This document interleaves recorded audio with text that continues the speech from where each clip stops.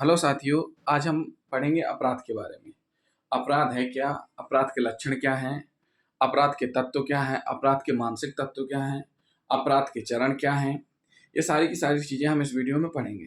साथियों, कानून में आईपीसी, सीआरपीसी, एविडेंस एक्ट, जितने भी एक्ट हैं, उन सारी को पढ़ने से पहले यह सबसे पहले जानना जरूरी है कि आखिर अपराध है क्या। तो साथियों, अपराध के बारे में हम आपको बताते हैं कि कोई भी कार्य स्वतः अपराध नहीं होता है। मतलब कोई भी कार्य हो जो आप कर रहे हैं वो स्वतः अपराध नहीं होता। कुछ ऐसे तत्व अथवा घटक हैं जो किसी कार्य को अपराध बना देते हैं। मतलब आपके द्वारा कुछ ऐसा किया जाता है या ऐसे कार्य करते हैं जो अपराध की श्रेणी के रहते हैं, तो वो अपराध बना देते हैं।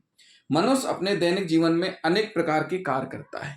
कोई भी मनुष्य, सीधी सी बात है, अपने दैनिक जीवन में दिन प्रतिदिन के जीवन यापन से संबंधित बहुत सारे काम करता है।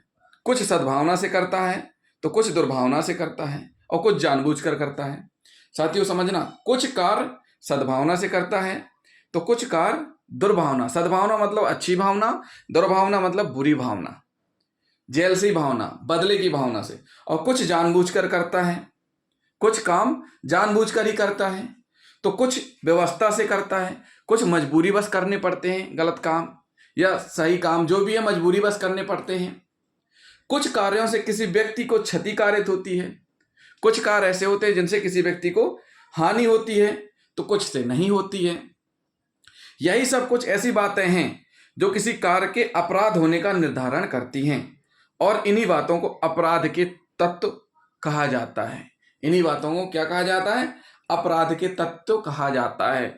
तो अगर हम एक लाइन में अपराध की परिभाषा जानना चाहें तो सीधी सी बात है, एक ऐसा कार्य अथवा लोप, मतलब एक ऐसा कार्य अथवा लोप जो विधि द्वारा दंडनीय हो। मतलब एक्ट और ओमिशन, मतलब आपके द्वारा ऐसा कार्य किया जा रहा है जो कि विधि द्वारा दंडनीय है, वह अपराध है। अभी हमने साथियों आपको बताया कि अगर सद्भावना से करता है ठीक है, लेकिन दुर्भावना से कुछ काम करते हैं, कुछ जानबूझकर करते हैं, कुछ व्यवस्था से करते हैं, कुछ क्षति कारित करने के लिए करते हैं। ऐसे कार्य जिनमें विधि कानून में अपराध बनाया गया है, उन अपराध में दंड निर्धारित किया गया है कि आपके द्वारा अगर यह कार्य किया जाएगा तो वह दंडनीय माना जाएगा। तो साथियों, हम पढ़ लेते हैं सबसे पहले अपराध के कौन कौन से लक्षण हैं।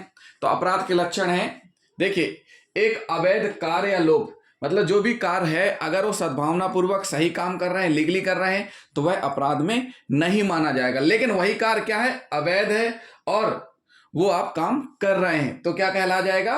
अपराध कहलाया जाएगा। जैसे जुआ नहीं खेलना चाहिए, आप जुआ खेल रहे हैं। शराब नहीं बेचना चाहिए, आप शराब बेच रहे हैं। आप अवैध रूप से गांजा बेच रहे हैं, अवैध रूप की इलीगल एक्टिविटीज हैं, एक दूसरे को मारपीट कर रहे हैं, गोली चला रहे हैं, ये सारे के सारे अवैध कार्य हैं जो कि नहीं करना चाहिए। दूसरा है लक्षण विधि द्वारा निषिद्ध है। जो कार्य, कुछ कार्य ऐसे हैं जिन्हें विधि यानी कानून ने करने से मना किया है कि अगर आप वह काम करोगे तो क्या होगा? अपराध माना जाएगा। मतलब कैसे? आप गाड़ी आराम से चलाइए, उतावलेपन से चलाएंगे, किसी को एक्सीडेंट कर देंगे तो अपराध है। आप आराम से कुछ भी काम करिए, अगर उससे किसी प्रकार से नुकसान सामने वाले का हो रहा है तो अपराध है। तो कुछ ऐसे नियम कानून ने बनाए हैं जो निषिद्ध हैं कि वो आपको नहीं करना है और फिर भी आप कर रहे हैं, तो वो अपराध की श्रेणी में माने जाएंगे। यह विधि द्वारा दंडनीय है। जो कार्य निषिद्ध हैं, रोके गए हैं, नहीं करना है, अगर फिर भी आप कर रहे हैं तो वह विधि द्वारा दंडनीय है। जैसे नियम है कि ट्रेन में बिना टिकट के सफर नहीं करेंगे। आप बिना टिकट के सफर करेंगे, पकड़े जाएंगे, तो उसमें दंड का और सजा का प्रावधान है।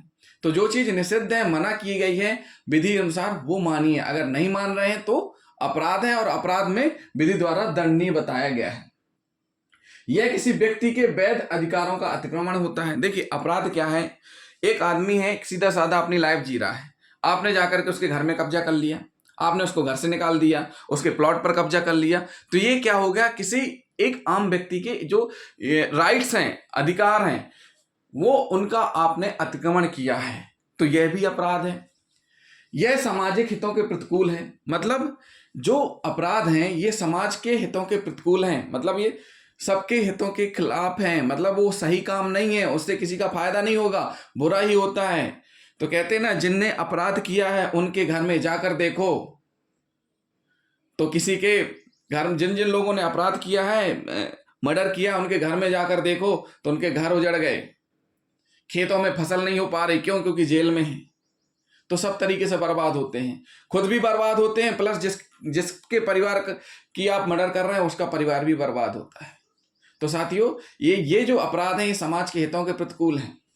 इसमें राज्य की ओर से और अपने नाम से अभियोजन चलाया जाता है। मतलब जो अपराध हैं, कुछ अपराध ऐसे हैं जिनमें राज्य से अनुमति लेना जरूरी रहती है, तो राज्य शासन अनुमति देता है कि न्यायालय में चलाया जाए। कुछ ऐसे होते हैं जो अपने नाम से ही चलाए जाते हैं न्यायालय में, जिनमें सजा का निर्धारण लास्ट में किया जाता है। तो ये हो गया साथियों अपराध के लक्षण। अब हम पढ़ेंगे अपराध के तत्व कौन कौन से हैं। देखिए साथियों, अपराध के तत्व हैं व्यक्ति या मनुष्य, कार का लोभ, अपराध भावना, अन्य व्यक्ति को क्षति।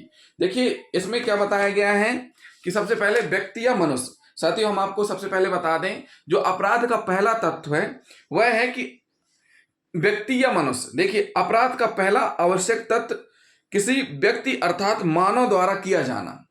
मतलब अपराध किसके द्वारा किया जाना? मानव द्वारा किया जाना, या मानव द्वारा पालतू किसी जानवर जैसे डॉग, उसको उसने बोल दिया कि कहते हैं ना कि कमांड दे दी, उस कमांड पे सामने वाले को क्षतिकारित करे, तो वो भी अपराध की श्रेणी में आता है। लेकिन पशुओं द्वारा किया गया कृत्य अपराध की परिभाषा में नहीं आता है, अपराध की श्रेणी में नहीं आता है। कि जो जानवर जा रहे हैं, बैठे हुए हैं और आपने जाकर के टकरा गए उनसे और आपका पैर टूट गया, तो वो अपराध नहीं है। लेकिन अगर आप जा रहे हो, कोई डॉग है जिसका पालतू डॉग है, पेट डॉग है, और उसको सामने वाले ने कमांड दी और उस कमांड की वजह से उसने फॉलो किया और काट दिया, तो वो अपराध की श्रेणी में माना जाएगा। तो साथियों व्यक्ति या मनुष्य, अपराध का सबसे पहला तत्व क्या है कि व्यक्ति, जो कि व्यक्ति के द्वारा किया जाना चाहिए, मतलब मानव द्वारा किया जाना चाहिए। पशुओं द्वारा किया गया कृत्य अपराध नहीं है।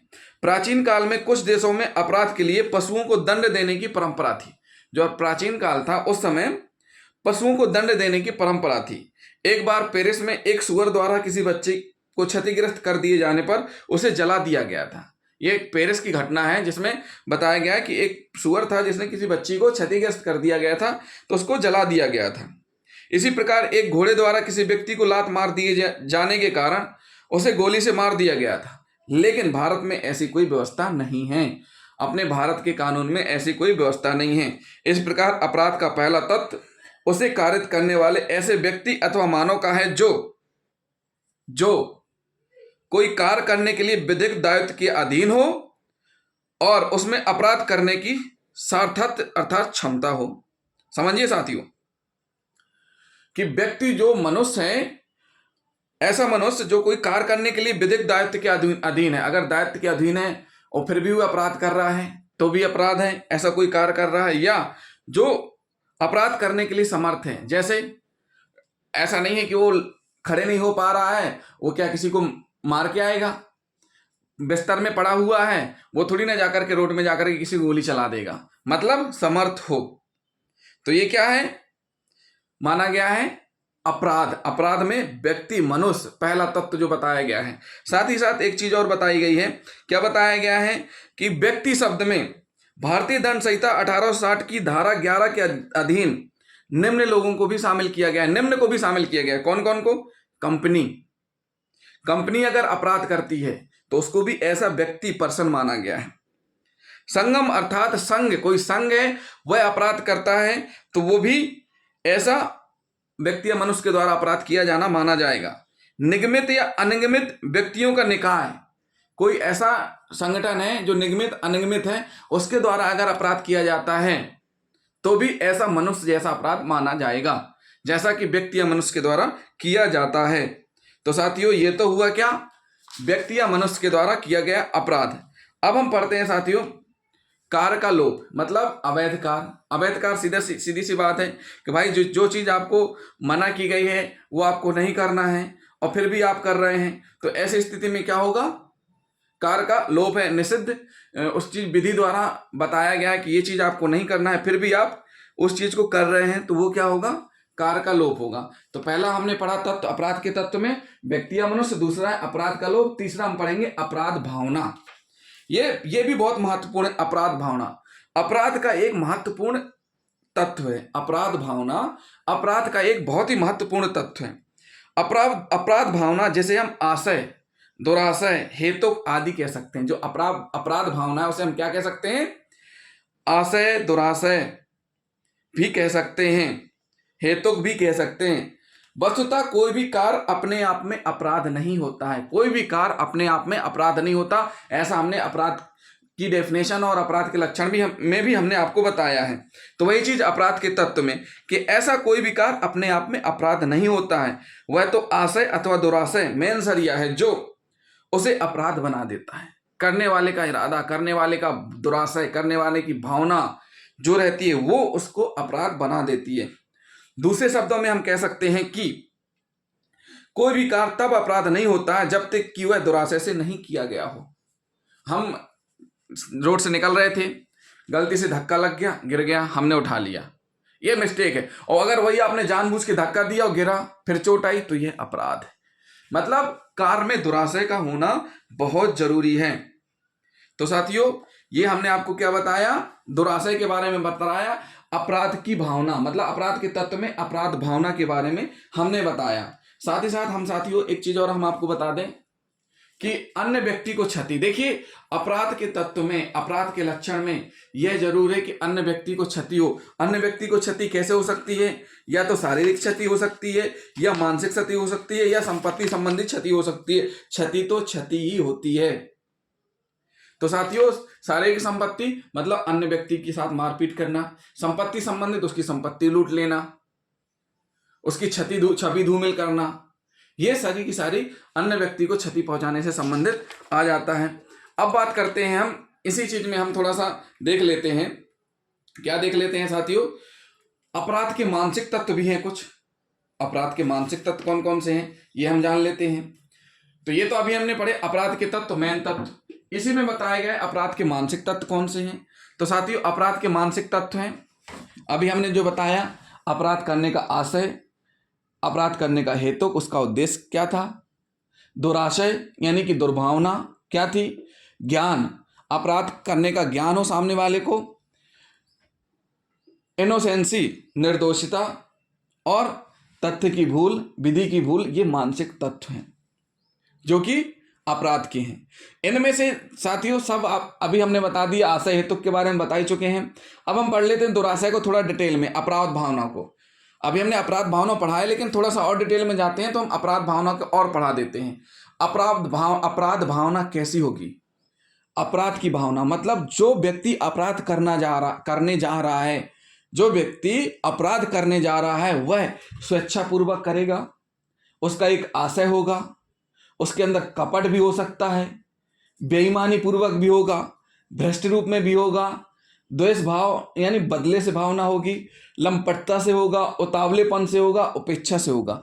ये एक उस चीज को निर्धारित कर रही है, उसके दुराशय को क्या कर रही है? उसके दुराशय को निर्धारित कर रही है।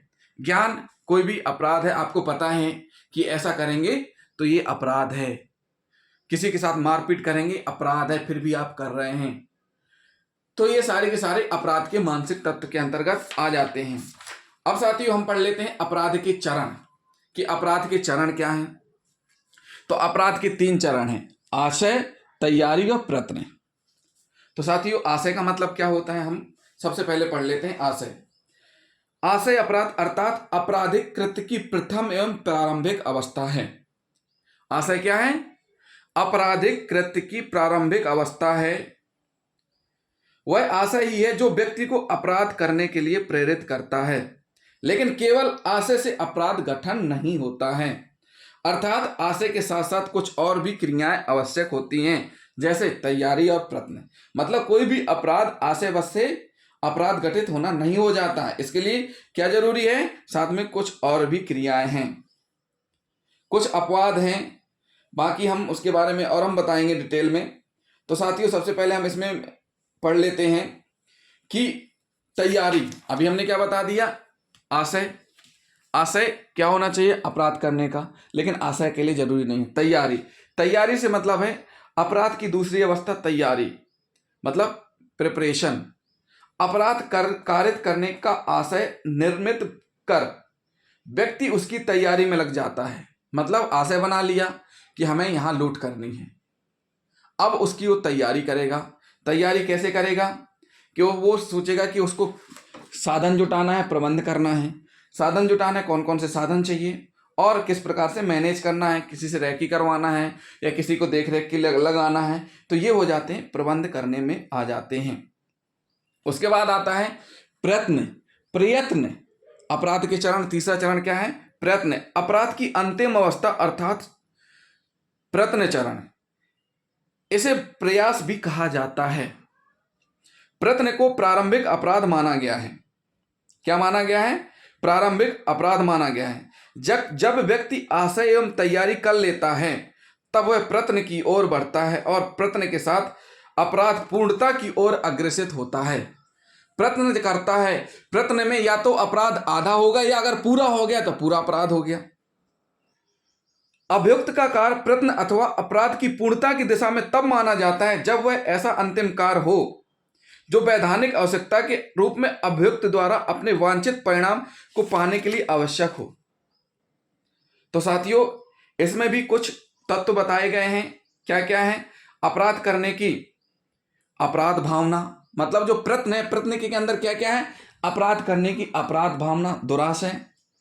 अपराध कृत्य करने हेतु कुछ कार्य करना, मतलब वो अपराध अपने आप नहीं हो जाएगा, कुछ ना कुछ आपको कार्य करना पड़ेगा। जैसे लूट के लिए किसी को रोकना, उसके जेब से रुपए छुड़ाना, कुछ ना कुछ कार्य आपको करना होगा। किया हुआ कार्य पूर्ण अपराध से कुछ कम अवश्य होगा। मतलब कि आपने गोली चलाई लेकिन उसको गोली लगी नहीं, या गोली लगी ऐसी जगह लेकिन उसका मर्डर नहीं हुआ। आपने हत्या करने का प्रयत्न तो किया लेकिन वह पूर्ण नहीं हुआ। लूट, मानववध, भारत सरकार के विरुद्ध अपराध करने का प्रयत्न तो किया लेकिन आप कर नहीं पाए, तो ये क्या कहला जाएंगे? प्रयत्न के अंतर्गत आते हैं। साथियों, इस वीडियो में हमने आपको अपराध के लक्षण, अपराध के तत्व, अपराध के मानसिक तत्व, अपराध के चरण, ये सारी की सारी चीजें बताई हैं। अगले वीडियो में हम आपको अपराधों का वर्गीकरण बताएंगे। जिन साथियों ने हमारा चैनल सब्सक्राइब नहीं किया है, हमारे चैनल को सब्सक्राइब कर लें। अगले वीडियो में हम अपराधों का वर्गीकरण पढ़ाएंगे, अपराधों का वर्गीकरण। तो साथियों, आईपीसी सीआरपीसी एविडेंस एक्ट यानी कानून की पढ़ाई करने से पहले, कानून की जानकारी प्राप्त करने से पहले अपराध बहुत जरूरी है। क्यों? क्योंकि शुरुआत ही उसी से होती है। तो जिन साथियों ने हमारा चैनल सब्सक्राइब नहीं किया है तो सबसे पहले हमारे चैनल को सब्सक्राइब कर लें। थैंक यू दोस्तों।